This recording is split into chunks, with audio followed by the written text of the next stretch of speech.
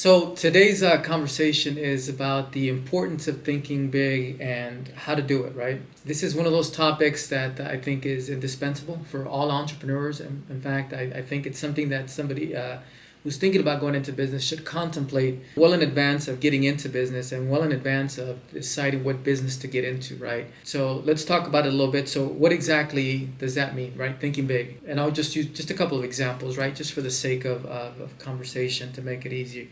So if you're thinking about going into the restaurant business, right, rather than thinking, I'd love to be able to set up a burger shop and be able to, find the perfect location for it and sell, burgers to this little local town because this town doesn't have any, they don't have great burgers, right? The idea would be that going into it, you would start already before you even like start your first one, right? Before you start negotiating the lease on the first building, you would already start during the planning phase, during the that when you're putting together your business plan, you're already thinking, well, how big can I scale this? What's the scaling? What does it look like for me to scale this, right? How big can I do it, and how easy is it to scale this type of business? Obviously, with restaurants, it's a little difficult. It's doable. It's been done many times before, right? McDonald's, Burger King, Wendy's, so on and so forth, right?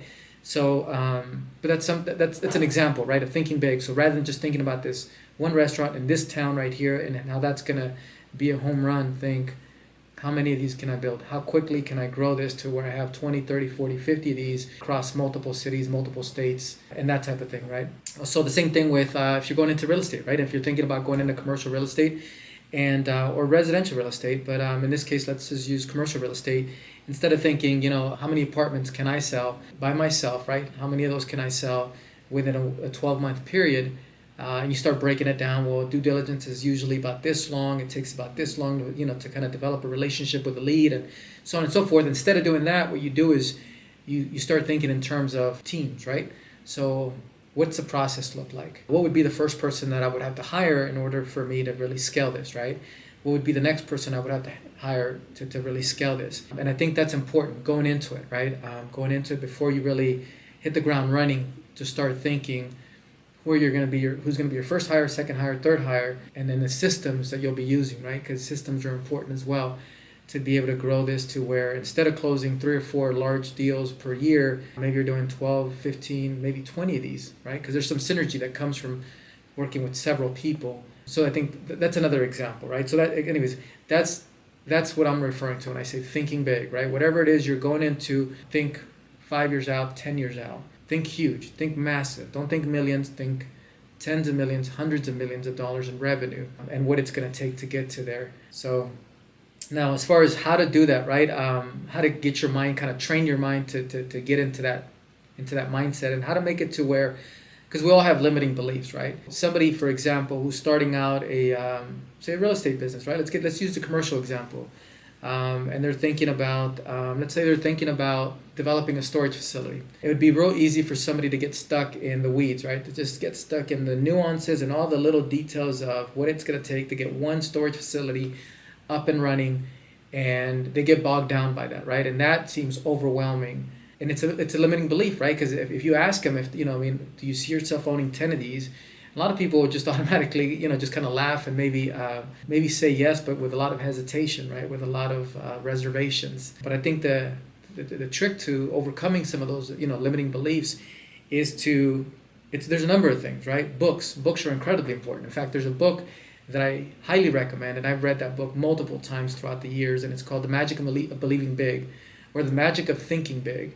Great book, and that book is full of examples of people who had that mindset and who did accomplish amazing things. And it's not just that book, right? You can read pretty much, there's tens of thousands of books out there, that are based on biographies of people that, that have accomplished some amazing things, whether it's Steve Jobs or even maybe somebody from the 1800s like John D. Rockefeller, right? Like how he did it, right? And how he started with, even when he was a teenager. Like I've read his book, and even when he was a teenager, he talked about like big numbers, right? He was always thinking big, even though he was pretty much raised by a single mother and struggled, and his whole family struggled financially. And his first job was as a bookkeeper, right? Didn't make a fortune as a bookkeeper, right? That was not the best paid job at the time, and still isn't at this today. But he was able to start there and saved money, kept thinking big, kept thinking big, and eventually he became the first American billionaire, right? Everybody knows his story, and whether you like him or not, what he accomplished is impressive, and there's lessons to be learned there. A lot of lessons. There's also all these YouTube videos, right, that you could watch. There's guys like Patrick Bet-David, right, that started from just selling stocks and being a broker that wasn't necessarily doing extremely well, right? Just relatively well. He had some discipline. He worked at a gym, right? Selling gym memberships, and just kept thinking big, and he was fearless, right? He went into an industry that was dominated by big, giant corporations, and now he's worth probably close to, I don't know, $500 million, right? His company's worth over $1 billion, but he's probably worth close to $500 million, and he did it relatively speaking, he did it in a short time in an industry that was completely controlled by and owned by a bunch of dinosaurs, big giant dinosaurs, big giant corporations that have been around forever. And he pushed himself in there by just thinking big and being fearless, and had work ethic, of course. But without thinking big, none of it would have been possible. You have to be able to see yourself, right? Project yourself 5-10 years into the future, and it can't be 5-10 years into the future I'll make 600,000, or I'll make 100,000 or 200,000 or 600,000, right? You got to be able to project yourself into the future and think big, millions, hundreds of millions of dollars in revenue, right, for your business, employing not 1, 2, 3, or 10 or 20 people, but employing hundreds, maybe thousands of people, right, nationwide type of thing.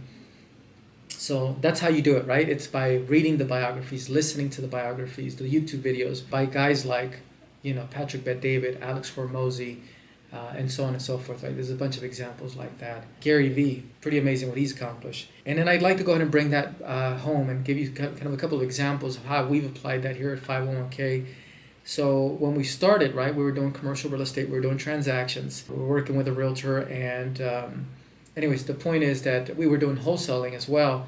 And in the beginning, we were just looking at just transactions, right? Just for example, I remember that we tried to wholesale some duplexes, some fourplexes, and we're successful at doing that. But those were like little properties. At the time, we thought that was that was cool, right? We were celebrating. It was good to celebrate, but very quickly, like for me, I was listening to these books and watching these videos, and I realized, we're thinking small here, right? Why are we going for all this residential stuff, right? Why are we going for these properties that are only worth 600,000-700,000, $1 million, maybe $1 million too? Why not go after the big apartment buildings? And when I first brought that to one of my partners, he was scared. His first response was, no, that I don't know much about it. I knew quite a bit about it just because I had gotten into commercial real estate back in 2004, and so I was confident in that sense. I closed a few deals in California. So anyways, but he was not ready, right, to make the jump. I was, and I found a new partner, somebody else that was ready to think big and to swing for the fences. Fast forward, right, to today. Right now, we have transactions that we're doing, that massive transactions. So for example, we're doing one right now where the purchase price on that one, once it's all finalized, right, it's all said and done, you're looking at a project that's well over $100 million, well over $100 million. And we have several actually like that. We have several like that. So, and we're negotiating those. Some of those we have under contract. One of them we're right now in the process of entitling, and that one's going to be probably the biggest one of them all. That one's going to probably be worth at least $150 million by the time it's all said and done, maybe even more than that. It's a huge project, massive.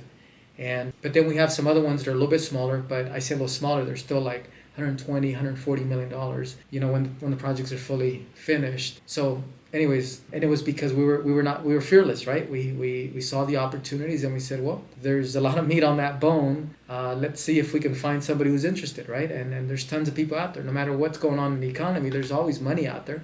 There's always people looking to buy. So we found the right people, and now we're under contract on multiple large deals. But it was, like I said, because my new partner and I were fearless. We were not scared. We were willing to take risks. We were, yeah. So, And in addition to that, right, when it comes to making money, right, like the amount of money that we expected to make, it would have been easy, right, to go into commercial real estate and say, well, I want to make six figures, right? I want to make 100,000, 150,000. However, my partner and I did not go into it with that mindset. We went into it with the mindset of how quickly can we each make a few $1,000,000 a year, right? And because we went into it with that kind of mindset, now, currently, today, we have deals right now. We have three deals right now, two of them under contract. One of them, by the time we're done with that one, we're looking at, on the low end, we're making about 3 million, and on the high end, we're probably looking at over 5 million on that deal. And it's one of those deals that's going to close quickly too. We don't have to wait an entire year to close that deal. We've been working on it for about a month, and we probably got another 30 days and it's done. So, and then we have another one that we've been working on for a little bit longer, for about 6 months, approximately, maybe a little bit less than that. And here in the next 3 months or so, maybe 4 or 5 months, somewhere between 3 to 5 months, right? We're also looking at, as a company, to bring in and to distribute, right, among our people here at the company, several $1,000,000. On the low end, you're looking at about 6-7 million. On the high end, it could be as much as 9 million, right? So, but those opportunities would not have come our way, right? Because I believe in energy and the law of attraction and all that good stuff. And you got to work, right? It's not just thinking positive and thinking that, all this cool stuff, but you got to also put the time and energy into it. But I don't think we would have gotten any of those deals to come our way, right? We would not have attracted those deals into our sphere had it not been because we were already thinking big. We were already thinking huge numbers, and we still continue to do so, right? These deals that I'm talking about now, we see them as, we're grateful for them, incredibly grateful for them, but they're stepping stones, right? We see ourselves developing entire towns, right? Entire cities, right? Going out and looking for, a couple thousand acres and maybe that has the resources, the natural resources that are necessary, like water, and being able to come in and that's the long-term vision. And I said long-term, who knows, maybe that's only a few years away, right? So, but there's a lot of power in thinking big. You'd be amazed at what you can accomplish, right? I think it's I'm trying to remember who it is that says this, right? That talks about how most people, and I think it's Tony Robbins, they overestimate how much they can accomplish in 1 year,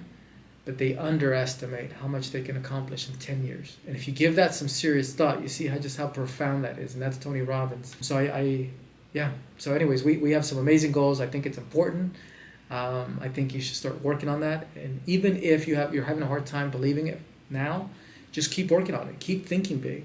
Whatever you're doing, keep thinking big. If you're doing bookkeeping, think about someday having a business that does bookkeeping nationwide, right? And you have hundreds of employees nationwide, and you're using some sort of software to keep track of everything, and you're making just a little small amount off of each bookkeeper, and altogether you're generating millions and millions of dollars per year for yourself, instead of what, say, your typical bookkeeper might make, which is 40,000 a year or so, right? I don't know, depends, right? So, but whatever it is you're doing, think big. And don't wait to do it. Start immediately and start writing it down and start visualizing it. Have fun with it and create a vision board and see it happening. See it as a reality, your reality. Visualize it, and have fun with it. And you'll see, you'll be amazed. In a short time, all these cool coincidences will start coming your way. And they're not coincidences, but they all start coming your way. And before you know it, your dreams are within reach. What seemed unattainable is actually within reach. So. Anyways, hope this was helpful, and look forward to seeing you guys in my next video. So thank you, and God bless.